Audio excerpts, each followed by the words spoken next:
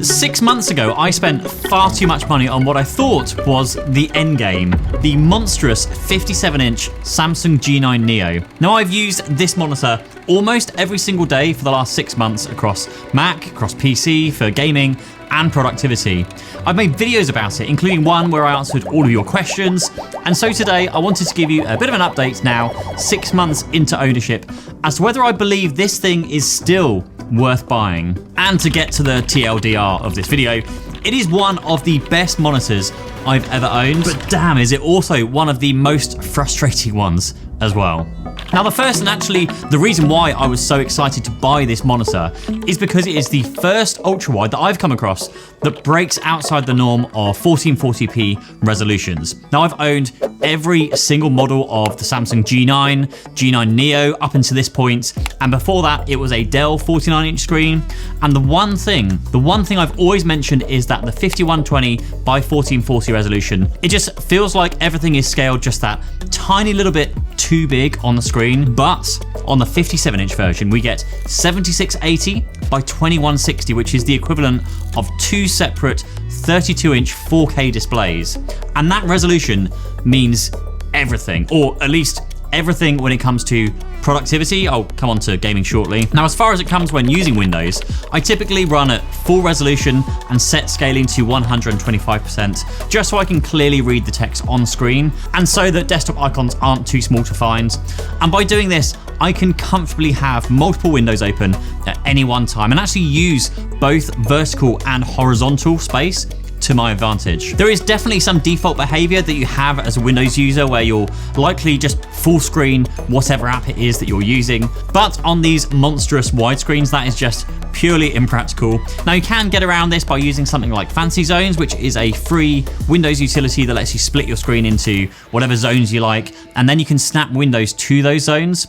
And by doing this, makes it so much more usable, in my opinion, than trying to split this into like 3 or 4 large areas. But that's the thing, you can configure this and use it however you like. And as far as I'm concerned, having one single ultrawide monitor like this is far better than multiple monitors. It is tidier for a start. One monitor, one power cable versus multiple monitors needing more power sockets and just a mess of display cables to manage. But because you essentially gain back the space that's also lost with multiple monitors, where the edge of each monitor joins down the middle, which in my experience is almost like getting, say, a third monitor's worth of usable space when comparing a single ultrawide to dual monitors. Now, the main issue that I hear people talk about with the whole single ultrawide versus multiple monitors is when screen sharing on something like Zoom, because you can't really screen share an entire 57-inch, like 7160 by 2160 monitor to others who are maybe using a 14-inch laptop screen. It just doesn't work. But I've never really found this to be an issue, honestly, because you can just share a single app instead, and just be sure to resize it to something that's more appropriate, not something super ultra-wide kind of proportions. Now, doing this, I have not had a single issue with anybody I've hopped onto a call with in about 4 or 5 years now. And actually, I'm finding more and more people are also upgrading at least to a 49-inch monitor. So screen sharing is becoming less and less of an issue when on Zoom calls. Over on a Mac, it is a similar story, but different. Now, last time you saw me, I was running an M2 Max Mac Studio alongside a MacBook Air. But this time I have sold both of those machines and gone for an M3 Max MacBook Pro, which does have a HDMI 2.1 port. But the experience hasn't been the same with the MacBook Pro, mainly because of the resolution. Even though it says it's the same, there seems to be some sort of scaling issue because it's definitely much smaller than it was on the M2 Max Mac Studio. That's always a mouthful, and that's also what she said. So whilst it is still just as practical to use this on a Mac as it is with Windows, I do like having the ability to change the scaling like you do on Windows, but you unfortunately don't have that option on a Mac, which just means that you just kind of have to put up with it. I don't understand why either. It's HDMI from the MacBook Pro, and it was HDMI from the Mac Studio. They both have HDMI 2.1, they both look the same, but they don't. Also, some minor things to mention here. I use an app called Moom, M-O-O-M, which lets me reposition all of the windows on screen with just a keyboard shortcut on the Mac. Genuinely, it is one of the best things when working with a screen of this size, even like a 49-inch version. And lastly, one thing to just note here is that I'm only getting 120 Hz from this screen on all of my Macs, and including the Max M2 Max Mac Studio and the M3 Max MacBook Pro. Such a mouthful. That's what she said. So don't expect anything more than 120 hertz. Now, outside of the whole like Mac versus Windows debate though, there is one thing that I'm glad to a certain point that hasn't been included on this monitor, and that is Tizen OS. Now, genuinely, I find it pretty slow, very clunky across most Samsung monitors and including their TVs. I always just find that it hangs and pauses when switching between inputs. So I'm glad that you get a fairly basic interface on here, one that's simple to use, it's responsive, it auto switches inputs when a new device is connected if you want to do that. And it also acts as a USB hub, which also works well. And you can then assign which USB port is connected to which device. Now, I actually have my monitor connected to both my Mac and my Windows PC, which then switches out my keyboard, the audio interface, and some other USB devices by just switching input on the display. Absolutely love that. And as far as gaming goes, on this monitor, it is either insane or insane, depending on the games you play. Hey, how's it going? Enjoying the video? Now, don't go away, because this is the part of the video where I'm going to tell you how you can win a brand new Pixel 8 Pro, Pixel Buds, and a Pixel Watch 2, whilst also telling you about the sponsor of this video, 1Password. Now, there is a reason why I'm such a big advocate of using a proper password manager, and specifically 1Password, which I've been using, I think, for around 5, maybe even 7 years now. Now, if you work across devices like Mac, PC, iPhone, Android, 1Password works across all of them. Now, I've been using a family account now for the last few years, and the number of times my wife forgets the password to her email account or Apple or Google logins, even her bank accounts. But with 1Password, I can store those passwords and share them with her, so she won't forget them. And if you have a family account, you can add up to 5 people. So you, your partner, your kids, maybe even your parents, so you can look after their security too. And when the water company told me they'd been hacked and my data had been stolen, this literally happened to me yesterday, all I had to do was make sure I changed the 1Password I had stored in 1Password for logging into their websites, and that was literally it. We are seeing more and more data breaches every single week. There was what's been called the mother of all data breaches in January of 2024, where 26 billion records were leaked. And honestly, at this stage, it is almost a 100% certainty that some of that leaked data is yours. So, what is the deal here to win the bundle of Pixel goodies? Now, all you have to do is sign up to 1Password using one of my links down below, and that is literally it. You'll be in with a chance to win the bundle, and you'll get 50% off a year subscription to a proper password manager. Like, it costs less than $1 Starbucks every month. Then, once we hit 1,500 signups, together with 1Password, we're gonna pick a winner and get in touch with you. Now, do make sure you are subscribed to this channel so you don't miss that announcement, along with any other updates as we get closer to the target. And also, I am not ever going to ask you to send me money. I'm not on Telegram, so just avoid the scammers, as they will probably likely appear in the comments down below. Now, a huge thank you to 1Password for teaming up with me on this one. It's kind of easy when a brand that you love and use daily wants to work together. But anyway, thanks for sticking around. Back to the video. Firstly, if you are into your sim racing, perhaps you want to build a whole like driving simulation rig thing, this is the one. Like, this is undoubtedly the best one for immersiveness from just the sheer size of the thing and the curviness of this thing. It's also great if you play games which support the ultra-wide resolution, which, to be fair, a large number of titles now supports. There's not really many issues I'm running into with titles that don't support this. Now, the only thing I would say is that FPS games, or games that push the HUD to the very corners, can get quite tiring. Like, you spend your time staring at the center of the screen at where you're aiming at or where you're moving, and then if you're like glancing at things like the minimap or looking at your loadout or something that's in the edges, it is a lot of head movement to see those parts of the screen, to then go back to the edges, back to the center and back again. So what I would say is that this is definitely one of the best monitors for productivity, and is also probably one of the best monitors for casual gaming. Like, if you're into competitive gaming, you'll tend to be looking at much smaller screens instead, something like a 27-inch screen, so that everything is within your field of view without needing to hunt around. Even taking 1080p over 4K to maximize performance, more frames per second over lower quality, that whole thing. Speaking of which, performance with the 7900 XTX card, I've got the box behind me for a reason which I'm about to explain, which is the only card which has support for full HDMI and DisplayPort 2.1, which means you can get the full resolution and up to 240 Hertz refresh rate.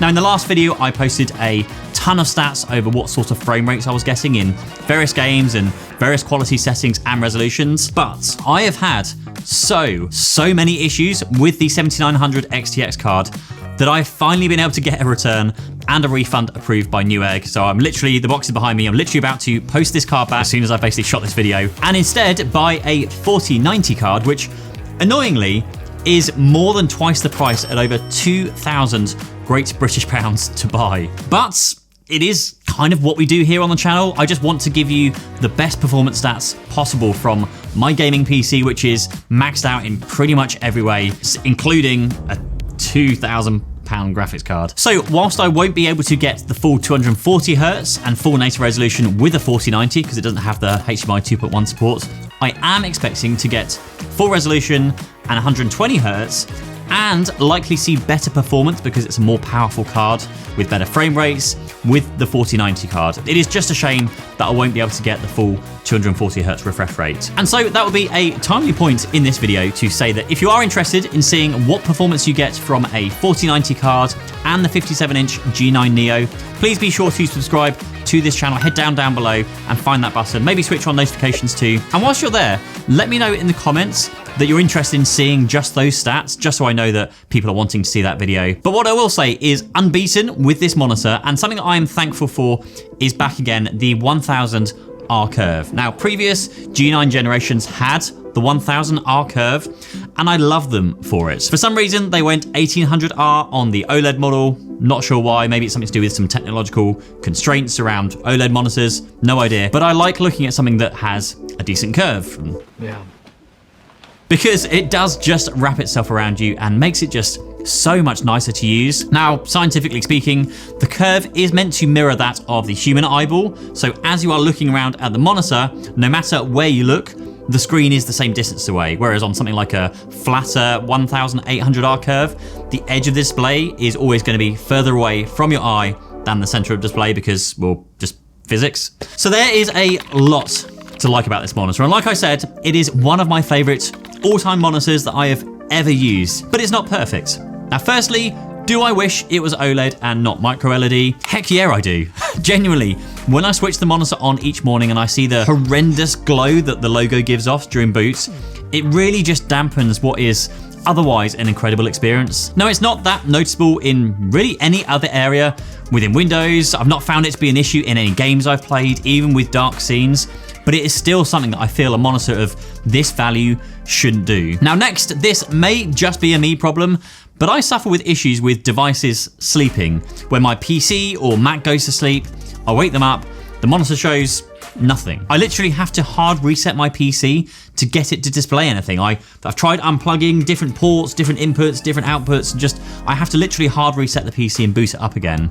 Now this, again, may be something unique to my crappy like 7900 XTX card that's not working properly, but it is also something I've seen mentioned numerous times in the comments section of my previous videos. And also, even more recently, I found that if I plug my MacBook in and then open the screen up, my Mac then crashes. Like, awesome. The USB hub only has 2 ports. Now for me, that is my audio interface and also the USB dongle for my keyboard, but 2 ports isn't enough really. And I need to buy like a USB hub to extend this to more devices. And whilst we are talking about USB, one of those 2 USB hubs is the service port, which you have to use if you want to update the firmware on their screen. Yes, updating the firmware involves literally like manually downloading it from the website, extracting it to a USB drive, pulling the cover off, popping the drive in, and then going via the on-screen menu to install the firmware update. But it is still a horrendous process to go through just to install firmware updates. Speaking of connectivity now, there is a single display port and 3 HDMI. Now I just wish one of those extra HDMI ports was actually an extra display port, or actually USB-C for that matter, because the wider problem is that still 6 months even after shooting my first video on this monitor, which is a problem I raised then, I'm gonna raise it again still, is that not many devices support HDMI or DisplayPort 2.1 yet. And when I say HDMI 2.1, there was loads of people were commenting in my last video. I'm talking about the real HDMI 2.1, because the other stupid thing that they've done is that they have renamed HDMI 2.0 to HDMI 2.1, with the only ruling being that as long as the device supports at least one of the new features from HDMI 2.1, then you can tell the world that your device supports HDMI 2.1, even if it doesn't give you all of the actual HDMI 2.1 features. What in the world of like all that is stupid is that? But with that said, I still stand by the fact that if you are buying this screen, then at least you are future-proofing yourself when you do pick up a device with actual like real 2.1 support. The other issues I've had relates to the arm that I'm using here. Now, I'm a huge fan of using these types of arms over the included stand. You just get to free up a ton of desk space. You can put shelves underneath it, you can put all your kind of knickknacks and audio interfaces and headphones and just so much more. Now, this arm is from Ergotron and it has the heavy-duty pivot head on it, but even with everything tightened up as far as it goes, it still droops. Now, luckily, it does stop at just about the right place I need it to stop for me to actually use it daily. But if you're someone with a little OCD perhaps, who would love to have this monitor sit at like a perfect 90-degree angle, yeah, this isn't the one. Like, I've spoken to Ergotron, who told me 6 months ago they were developing a heavier duty mount, or rather they told me that months and months and months ago, but so far absolutely nothing is yet to arrive. And I have a kind of suspicion that they are focusing now more on the healthcare side of things rather than consumer side of things, which is really disappointing as this is like 98% of the way there to being perfect. However, if you know of a monitor arm that can manage the weight of this 57-inch just absolute behemoth, then please let me know what it is in the comments down below and I will go and buy one and check it out. Now, outside of these points, they're not really bad things about the monitor, but there are definitely areas for improvement. Now, in terms of the colors, I absolutely, like 100% hope they release an OLED version of this. I honestly feel like this 57-inch screen is kind of the final form that we need. It's about as large as it needs it to be for a desktop monitor. All I'd love to see is then now refine and like improve what we have. OLED technology, more pixels per inch. I'd love to get more like a Mac-like Pro Display Retina quality here. Of course, slim the design down, make it lighter. I think actually an OLED version of this screen would sit just right with the existing Ergotron arm, so that then wouldn't be a problem. Less power consumption, more ports for connectivity. Definitely a powered USB-C port to directly hook up a MacBook and charge it at the same time. I guess also the ability to update the firmware automatically, which unfortunately then means Tizen OS. So ideally then a chip, a fast chip that doesn't suffer from like lag and stuttering that I've seen on basically every other Tizen device so far. And something else that would be nice to have a built-in webcam, because when you have a screen of this size, then adding an external webcam on top, I've got two just over here right now, it just puts it that much higher, which then is even more enhancing when you're like, it's looking down on you when you're on video calls. So whilst there are plenty of things Samsung needs to fix with this monitor and so many ways they could make it better, it is still by far the best ultra-wide monitor that I've used so far. Don't forget to pick up a 1Password family or personal subscription via the links down below, where there'll also be some links to the best places to pick up the 57-inch G9 Neo. All of those help to support the channel, and I will see you in the next video. Cheers, bye-bye.